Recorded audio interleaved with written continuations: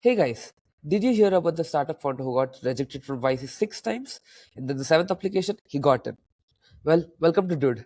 Day one to one day.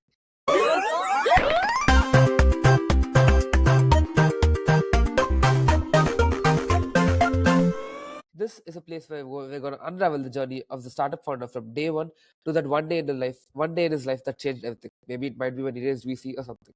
I'm Ashmit. I'm the founder of UD and Teen Business Networks, and this is the first episode. Thank you, Connor, for being on this podcast. It really means a lot.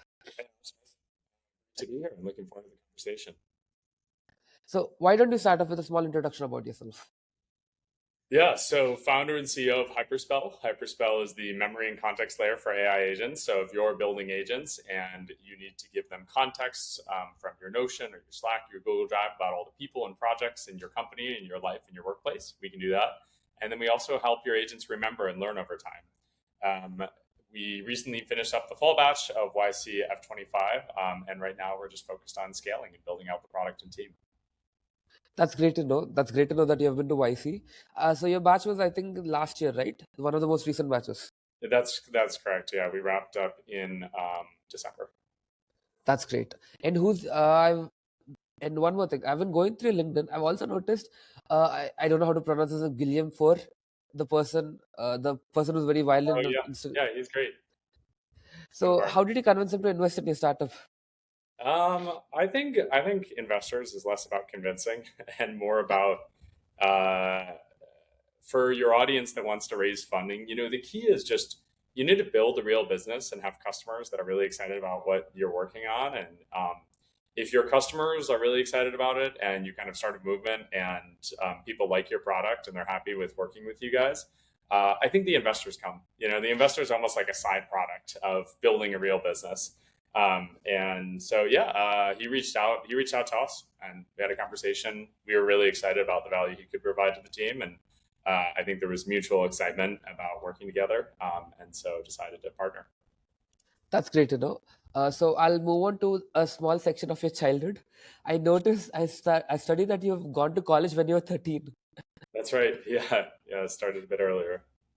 So can you give like because that's what I don't know if you watch Young Sheldon, but that's when Sheldon went to college. So Yeah, going to college at a young age. So how was your experience?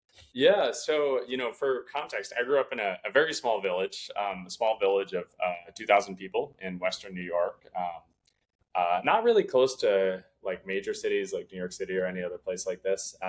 We had a small suburban farm on our in our house, so we had chickens and goats and sheep and ducks, and it was my job as the eldest kid to take care of the animals and let them out, give them food and water, take care of them, things like that.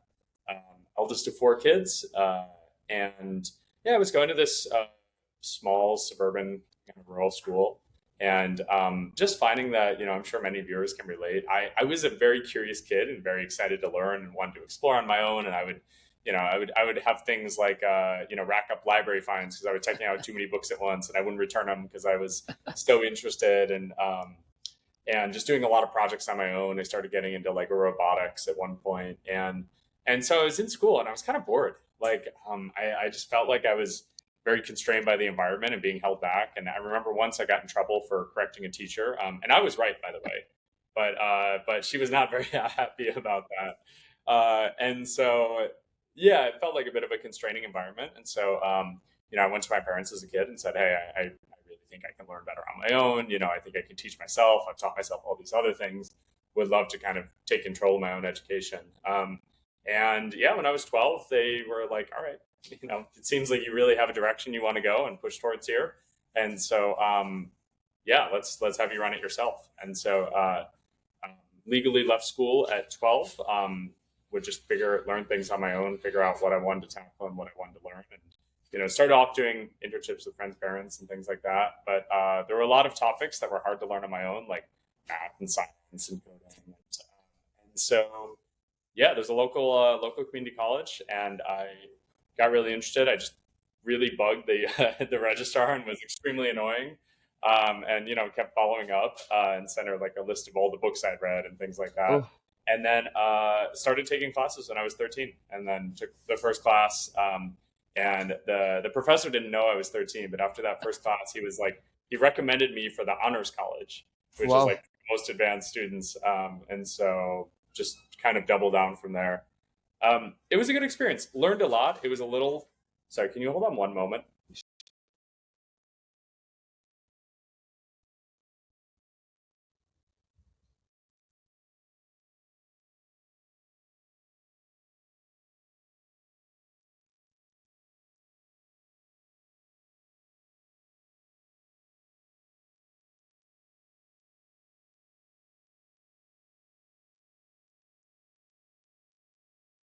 All right, sorry about that. There's somebody at the door. No problem. So started at university at 13, which is an interesting experience, right? Being surrounded by 18, Yeah. 19, 20 older folks. It was a great experience academically. I learned a lot. I had some incredible professors, some of the best teachers I've ever had. But socially, it was kind of interesting. Like I remember, I tried to keep on the DL. I was so much younger than everybody else, but I think Mm. people realized it. This one time, this girl was like, "Oh yeah, you seem to know the material really well. We should study together." And I was like, I thought she actually wanted to study. I was like, "Oh yeah, that's great. We should study."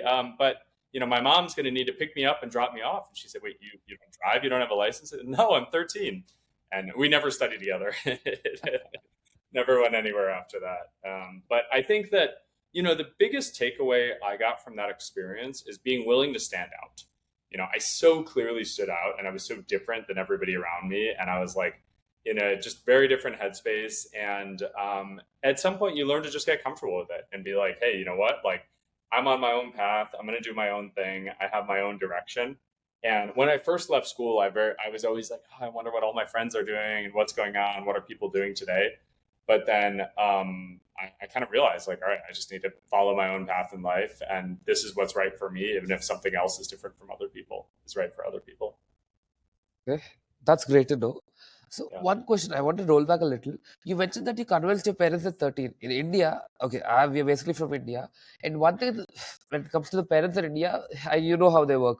They don't agree for things. And generally, I think this is a problem maybe in the US also. Because at such a young age, how did you convince your parents saying that I want to go and do things on my own? I want to drop out of middle school and go to college. Yeah, I think that I'm lucky to be blessed with some incredible parents. That's not going to work for everyone, right? You can only do so much when you're 12 or 13. You've got very strict parents.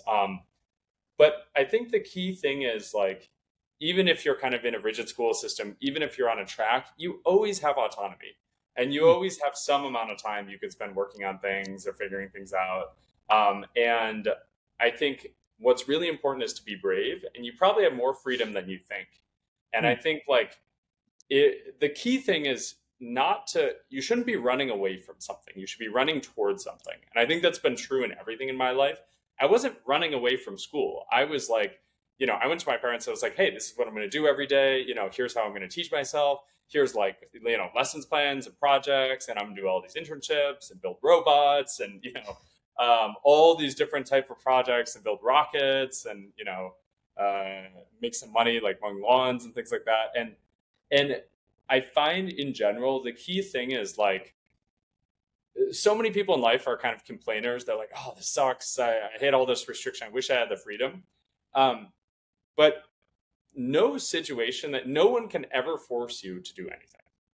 Hmm. This is very important. Like nobody ever, no matter what the structure are, you are still choosing to go along with it. You're choosing to go to school every day. Maybe you're choosing because the consequences would be really bad if you don't, right? But like even if somebody has a gun to your head, right? Huh? You still have a choice there. You could Yeah. say, no, I'm not going to do that. You should shoot me instead. And that's the important thing is to recognize that every point in life you are making decisions and making choices, and you are 100% responsible for the outcomes of your life, Okay. and you are responsible for everything that happens. And look, if it's a time in life and you're like, okay, I'm going to choose to follow whatever expectations are let out for me, that's fine. But you should recognize that you're making that choice. I really believe that you should never complain about anything in life, and that there's always another way and there's always another option. And who would have thought going to college at 13 would be an option, Yeah. or dropping out of school at 12? But it turns out there's always more options than you think. But the key is to run towards something, not away from something else. That's great to know. So I also noticed while going through your LinkedIn that you studied at J Hind University in India. So how was that? It was great. Incredible experience. I lived with a host family in Andheri West in Lokhandwala, and also spent some time in Borivali and Dahisar and kind of all over the city. It was a long commute to Churchgate. It was like taking the local trains, one hand and one foot. Oh my God. I was a student, so I couldn't even afford the first class. Just riding along. I got in trouble once for riding without a ticket. Policemen and stuff. But yeah, incredible experience. I mean, I learned so much from being in Mumbai for the year and made some incredible friends. I'm still in touch with my host family today. Every time I talk to them, they're like, "So when are you getting married? Like, we want to come visit you in the U.S." And my host grandfather, unfortunately passed away now, but he was, he's much older and kind of more traditional. And he went to me once and he was like, "Connor, I know you want to do a love marriage and that's the thing in your culture and that, that's fine. I want to let you know we accept that." I was like, "Great. I'm glad to know that you accept it. Thank you, Babaji." But, um, but then he said, "If you ever have trouble finding someone, I'm happy to set you up. Like I have friends and I can arrange it." And like that really meant a lot to me because that's a, big deal that he was offering that. And so, yeah, I think it was, it really like connected with so many folks. And I'm really excited now that so many of our users and customers and people that are excited about AI are coming from India because I feel like I made a lot of connections during those years and then kind of came back to the US and went back into my life. But it's great. We're discovering a lot So you called your grandfather Babaji. So do you know Hindi? of it. अरे भाई मुंबई में एक साल रहा तो थोड़ी बहुत थोड़ आही जाही. That's actually great to know because you rarely find people who actually understand Hindi. So Yeah. that's great थोड़ा to know. थोड़ा.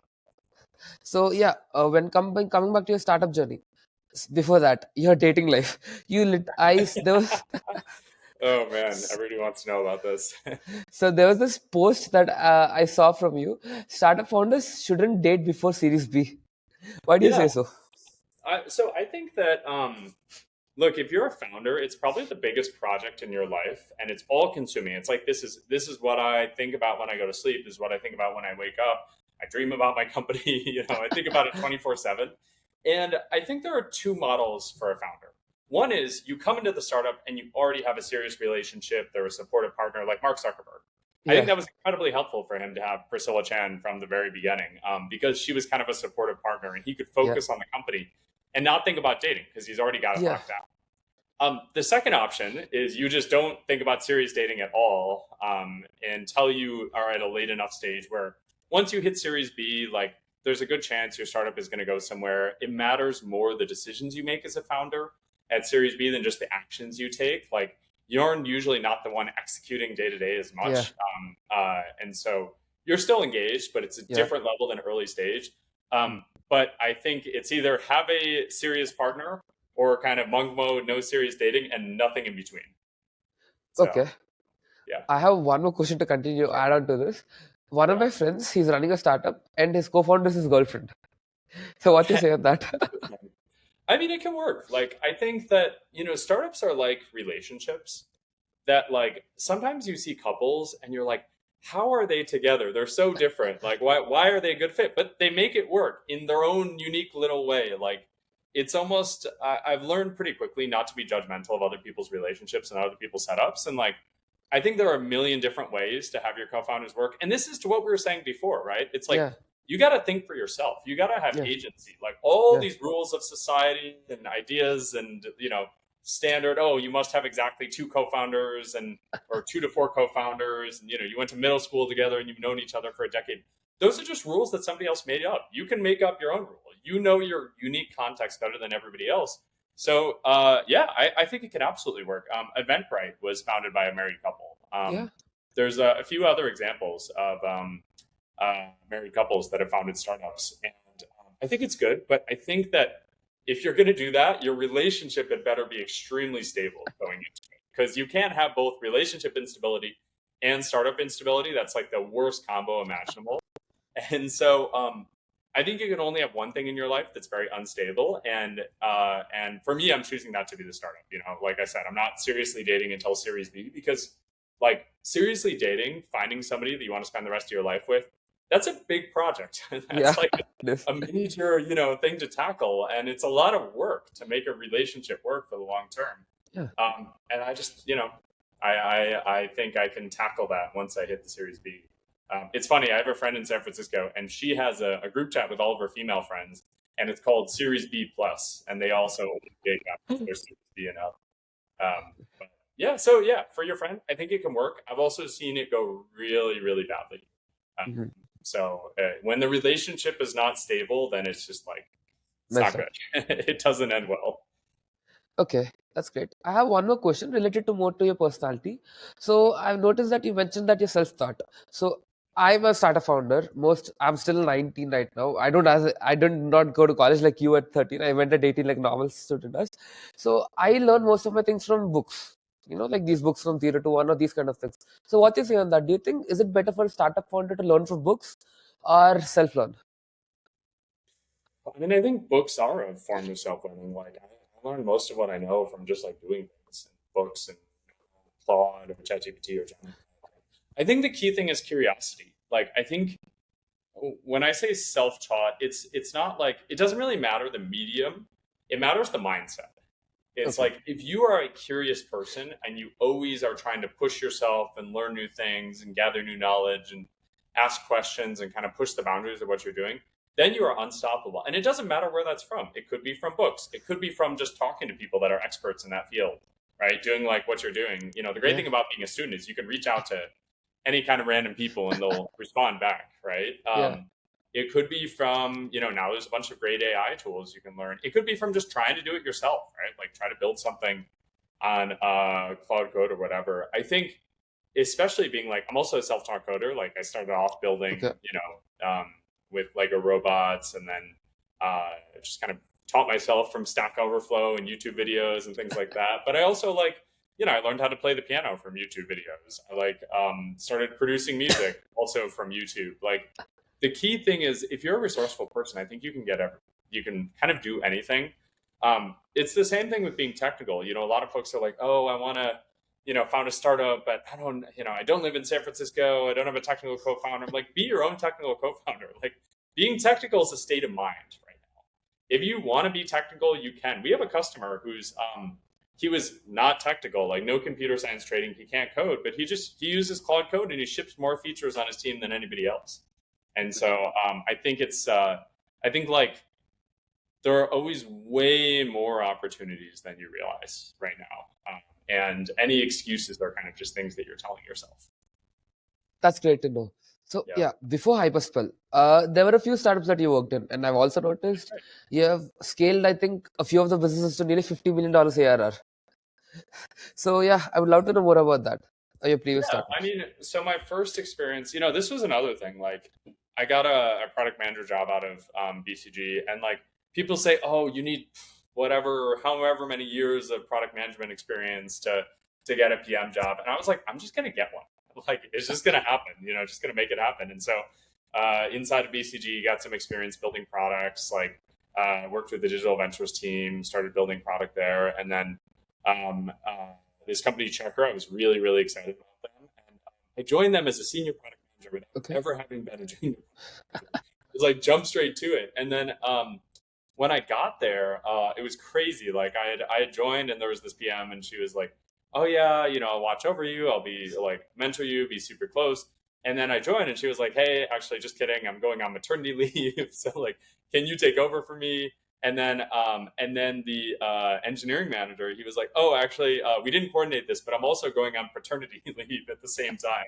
And look, Um, this wasn't intentional on their part. These are like acts of nature. You can't, yeah, not under their control. And then the founding, but she was like, "Don't worry about it. yeah. This engineering manager is fantastic. You can work with him. He's going to be phenomenal." And then the engineering manager was like, "Oh, I'm going on paternity leave." But don't worry about it. This founding and this engineer on the team, she's super senior. She's great. She's awesome. You work with her, and I'm like a little confused at this point. And then I talked to that engineer, and she's phenomenal, and she seems really great. And then 2 weeks after that, she comes to us. She's like, "Hey, actually, guys, I decided to leave the team. I'm going to Oh, do damn. something else." So like everybody else was wiped out, and suddenly it was just me doing the like me and a couple other folks on the team doing a launch of the biggest product of the year for the entire company. And and I talked to one of the other quote unquote lead engineer on the team. I talked to her and I was like, all right, you know you're a very experienced engineer, right? Oh no, I graduated a few years ago. All right, well, you've been at all that time, at this company, right? No, I joined this company like a year ago.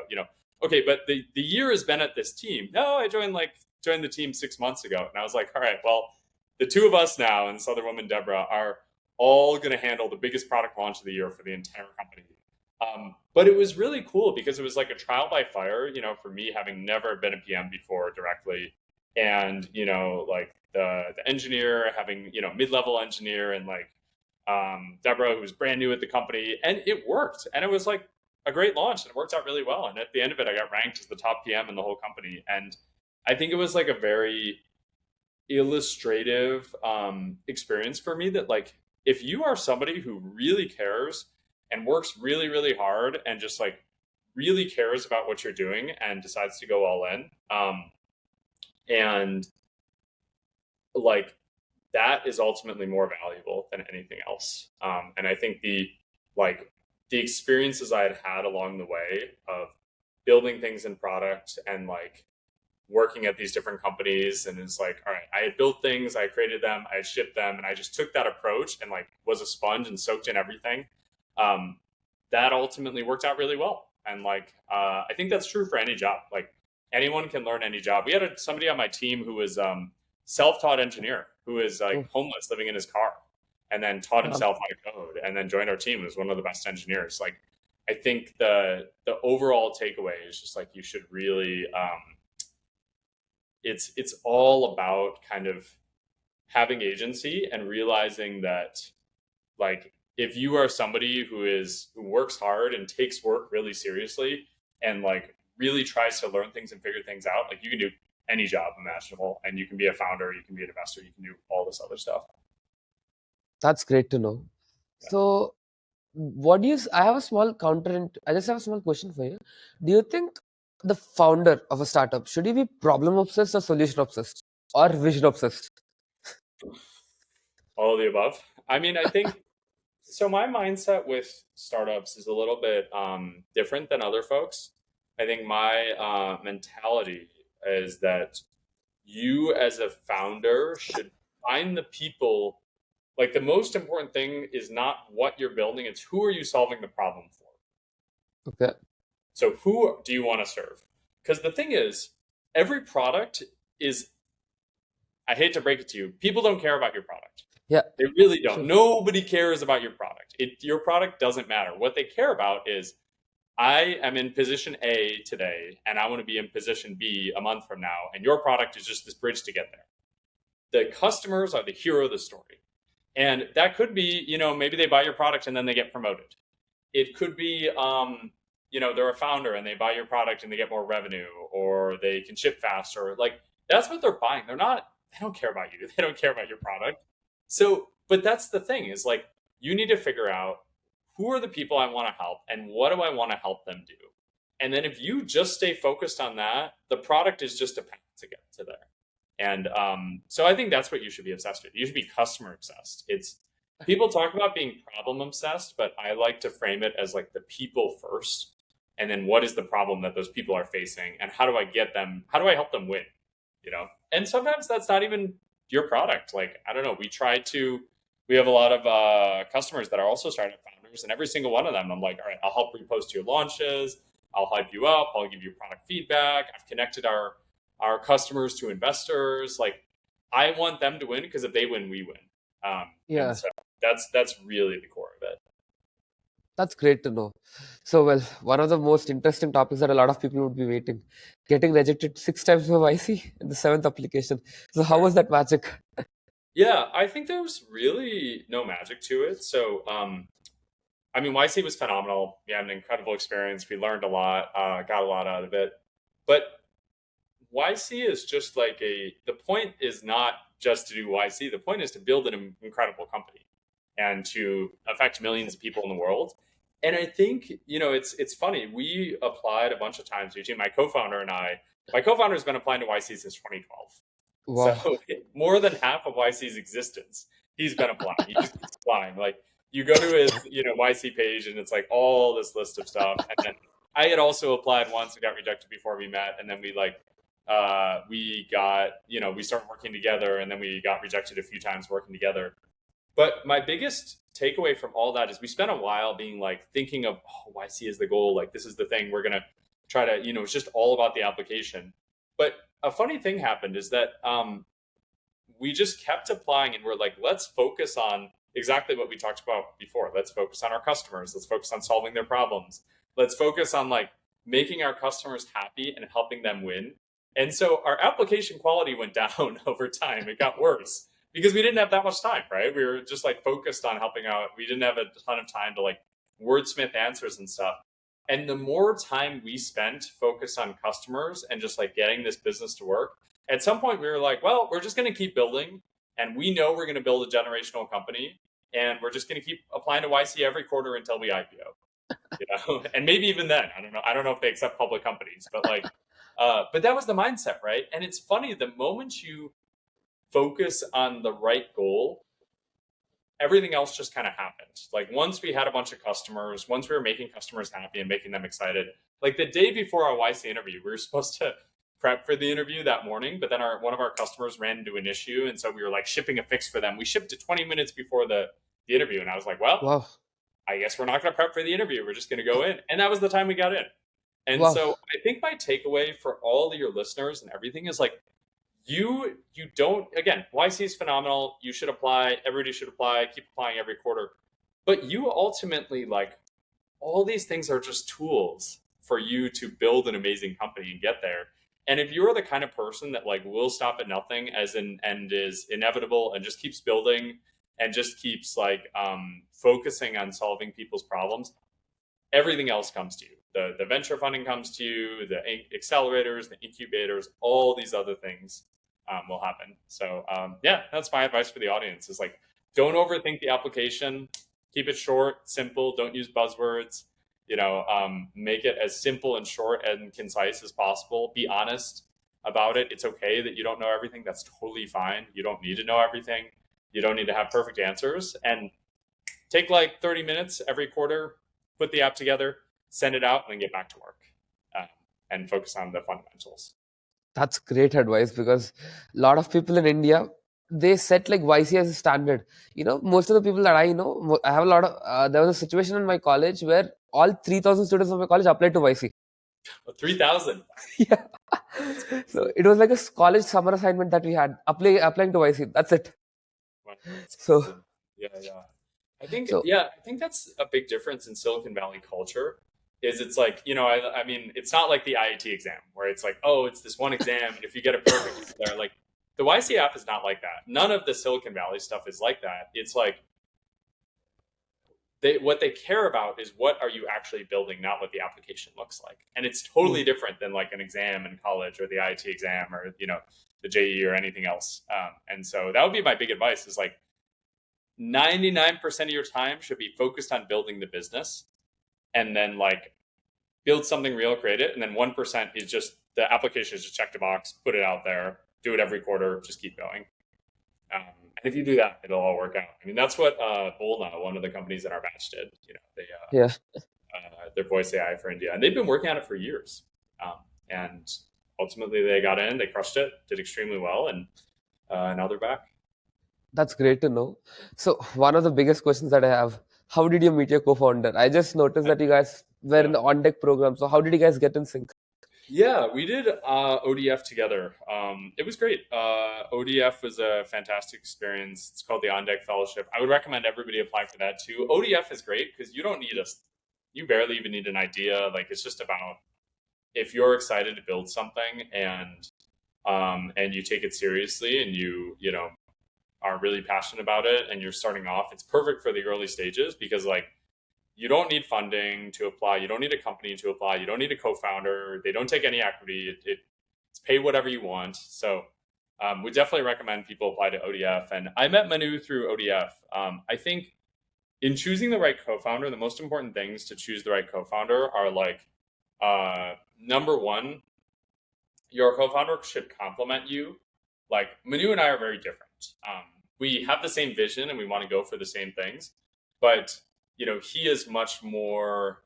Um, uh, they say the ideal co-founder combo is an ADHD CEO and an autistic CTO, and that's definitely us, right? It's like I'm running around, always doing things, talking to people, hyping us up, selling, and he's very like focused, heads down, building, going step by step, and it works really well for us, even though we're very different. I think that the best way to suss out a co-founder is to build something together. So we met through the On Deck Fellowship, and we did there was an On Deck Hack Day where you have to build something, and in that day, like he created a prototype, and I ran around talking to people. I was like, "Hey, here's this thing. Would you pay for this?"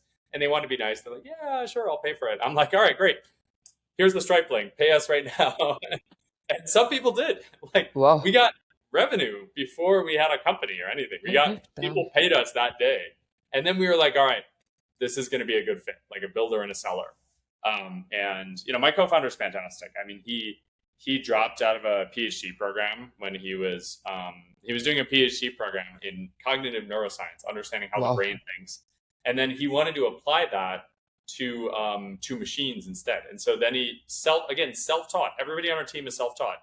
Taught himself how to do machine learning. Got into machine learning in 2012 or 2010. Sorry, 15 years ago, and then founded a company doing machine learning in 2014. And they had a .ai domain name in 2014. Wow. Do you know how Dot you got AI. a .ai domain name in 2014? Facts. Exactly. Yeah, great memory. Yeah, so in 2014, basically they had it's the island of Anguilla, and you couldn't buy them online. And so he Wow. called up the island of Anguilla, and they were like, "Oh yeah, send us a fax message to get your .ai domain name," and he did. And that's how he founded his first company, Summer.ai. And so I think the thread that we share between both of us is that both of us are very like kind of very self-directed, want to take agency for our own lives, figure things out, and we don't let a lack of credentials or whatever other people say stop us. We're both self-taught, and we continue to be self-taught, and I learn more every day. That's great to know. One thing about your customer obsession, I was reading it somewhere that you flew your entire team down to LA just to serve one person. Yeah. Can you tell more about that? So there's this thing called the Collison installation that the Stripe brothers did. Stripe, huge company The now. laptop thing.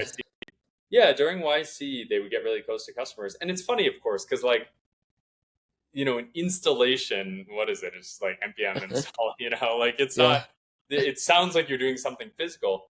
But the key thing there is you understand the customer, and I have this motto within the team: you can never be too close to the customer. Like, your product doesn't matter, the people are what matter. And so you should stay as close to the people and understand their problems as you possibly can. So yeah, we had this customer, Liam from Proxys, and we were starting to work with him, and he was based in LA. And I was like, guys, let's go to LA for the day and co-work together. We can answer your questions and spend time together in person. And it was fantastic. Like, I think it made a huge difference. And he ended up angel investing in our company. Wow. From that. And he was like, guys, I was really impressed that you flew down and that you took time for me. I really want to be part of your journey. And I think things like that, like almost all of our customers have our phone number.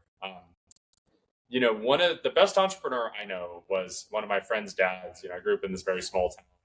And this guy was, it's not a venture startup. He had a small private practice, but he had never lost a customer and prided himself on that because he remembered everybody's names, and he remembered their birthdays, and he would remember details about them, and he'd give them their phone number, and he'd always pick up the phone, and like he was just so attentive and so like cared about people so much. And I think that is, AI is making it so that product is easy to build. It's easy to ship software. Like, software is not the bottleneck anymore. The bottleneck is trust. And trust is the only really scarce resource. And so you as a founder, the number one thing you should be doing is build the trust of your customers and then help them win. If you do those two things, it almost doesn't matter what your product is. Like, it really doesn't. You can build whatever with Claude Code now. Doesn't really matter. But like, if you help them solve the problem and you make them successful, come hell or high water, everything else will come back to you. That's great to know. One more question. I have a lot of questions. Okay. So one more question that I have was basically related to the customer obsession part. So in India, let's say I'm there. So I could talk with a few of my friends who are my customers who do use my product a lot, Yep, but yep. I still don't understand. There's this one question when I go to them, and they're like, "Okay, bro, we are using your product, but we don't see much value out of it." There are these kind of situations where a lot of startup founders, they see that they have a problem, they have a unique insight on it, they make a product out of it, but they're not able to build the trust of the customer. So do you think there's like secret sauce for building customer trust? Yeah, I think that so I think you need to pick a burning problem, something that people consumer is really hard. I will say, like selling to consumers is really, really hard. And so your first customers are should be people that are extremely passionate about it. Like extremely like they think about this all the time. They care about it a lot. And sometimes that's your friends. A lot of times it's not. And that's fine. I think a better place to get your first customers, if you're doing consumer, even better than your friends, is Reddit. You should find a subreddit for whatever niche you want to build in and find the people that are posting in that subreddit and are super passionate about it and care about it. And that should be your initial customer base. And that will be your, like, even if it's only 100 people, like, get their feedback, find the people that care about it a lot and are really passionate. And if you can make like 5 people extremely happy, then you can scale that. So I think the problem with consumer is that people, they're picking the wrong, again, the whole point is who are the people you're trying to serve? And Hmm. if the people you're trying to serve don't really have your problem and they don't care about it that much, then of course they're not going to be super happy with your product, right? You need to find Yeah. somebody, and people will try to be like nice and they'll be like, oh yeah, I would use that. That sounds cool. That is not a good customer. Anyone Hmm. who is happy when you tell them about your product, not going to be a good customer. What you want is you want someone who's like, I needed this yesterday. When are you shipping this? I need all these features. Here are all the things that need to be live. I need this, I need that. Like, it's very uncomfortable. It's actually like really uncomfortable when you get the right customers. And and so that's one of my biggest takeaways is like instead of trying to optimize for like there's this great book called the mom test where you can Yeah. test how how relevant people are and how much they actually care about your product. And so you want to find somebody who is like demanding and pushes you and pulls you in the right direction, and where they're like, why doesn't your product have this, why doesn't it do that? And they're not like if people are upset about your product, it means that they care. This is really important. It's actually a much worse experience to have the right kind of customers are a much worse experience. We were on a call last night with a customer until midnight that we were trying to troubleshoot and get them live, and they kept asking for this and that and pushing. And it's really uncomfortable because you're like, oh man, this is like so much work. But then it's like, no, that's exactly what you want. You want people like that. You want people that are extremely demanding, that ask for a lot of things, that like really, really have this problem and they need it and they're desperate for it. And then the key is just you need to get them to pay at some point. But that's the biggest thing I would say is like you got to make sure your customers have that level of desperation. And if they do and they're demanding things from you, that is a good sign. You don't want people that are like, oh, that's so cool what you're building. Not good customers. If That's they a think bad what you're sign. building is cool, they're probably not good customers. If they think it like kind of sucks and because they need it so desperately and they're asking for all these things, great customer. Hmm. That's great to know. Yeah. One topic that a lot of people don't talk: founder loneliness. Founder Heard of what? it? Lonely. Founder loneliness. So I think that like just because so my big piece of advice for anybody who watching this is like you are the sum of the 5 people you surround yourself with. And I think you should surround yourself with other founders even before you become a founder. Like you become like the people you're around. So I had a lot of friends who were YC founders before we did YC. You know, we had customers who were YC companies before we did YC. Like find the people, and I think I know it's not easy like to move from India to SF, but like you can move to Bangalore. I think everybody who can move to Bangalore should move to Bangalore, even if you don't have a role yet, even if you don't have a job, even if you don't have a started, don't have a company. Like, go to Bangalore, go to one of the co-working spaces, or like intern for a company for free, or just like surround yourself with people that all they do is talk about tech and startups and building things, and then you will eventually become like that. You know, there's this saying like, if you hang out at a barber shop long enough, you'll get a free haircut. Like that's just kind of True. how it works. And so if you can move to SF, you should absolutely do that. It's an incredible experience. If you can't, like move to Bangalore and just surround yourself in this environment. And it's okay to do that before you have an idea. You don't need to start up like before you have an idea, before you have a co-founder, before you have all these things. I moved to SF and I didn't have any of those things, right? I was like, I'll just show up here and then just figure it out once I get there. I think people put too many like checklists in their mind and too many excuses of, oh, I can't do this because I'm a student or I'm too young or I'm too old or I don't have a co-founder, or I don't have an idea, I don't have enough money, I don't have the experience, I'm not technical. None of that matters. Literally none of it matters. Just go and show up. Like my first company was launched out of a hackathon with people I met at the hackathon. And I just showed up. I didn't have a team or idea or anything. I just showed up at the people at the hackathon and we won and then started a company. So that's what I would say to your audience is like all of your excuses are invalid. Just go do it. Make it Just go happen. do it. Yeah. That's like the most cleanest way to say it. Just Yeah. go do it. I mean, yeah, I think everything else, like, I mean, we got into YC and we were looking at the list of all the attributes of YC founders, and they're like, the average YC founder went to, Harvard, Stanford, MIT. The average YC founder is under 25. The average YC founder is a long list. I looked at my co-founder and I was like, we check none of those boxes, like zero. But we're still here, and we're still going to IPO someday, and we're still going to build $1 trillion company. I find, who I think is the founder that most inspires me? Who?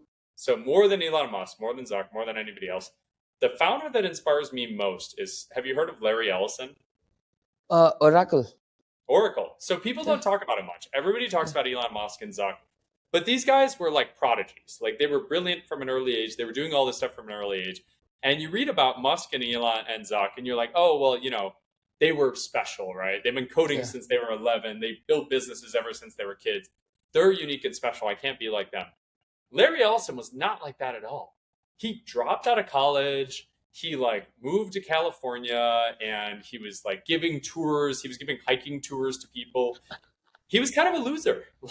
He didn't start his company until he was in his 30s. And he Wow. wasn't super technical. He kind of taught himself how to program. He wasn't a very good programmer. He started his company because he didn't like the 5-day work week, and he was like, all right, this is great. Now I can work my own schedule and do whatever. And now Oracle is an extremely successful company, and he's one of the wealthiest people in the world. And that to me is the most inspiring story, because he was not a special person at all. You never, out of a lineup of people, there was nothing about him as a child, as a young adult, even in his 20s. He didn't do anything special. He was kind of just bumming around. But at one moment, he flipped a switch and just said, I'm going to do this. I'm going to make it happen. And became one of the wealthiest people in the world from, kind of starting from nowhere. And so I think that's a model that we can all follow, that it doesn't matter your past, it doesn't matter your background, it doesn't matter what you've done. At any point, you can flip on a switch and become that person. That's great to know. So when it comes to flipping the switch part, do you think is there going to be like a particular time in a founder's life that where he actually might flip the switch? You think Yes, there's right now. Right now. Seriously. I think it's whenever you choose to, you can, you can make up, there's always an excuse, right? You're like, oh, well, I'm waiting for a promotion, or, I even did this, honestly.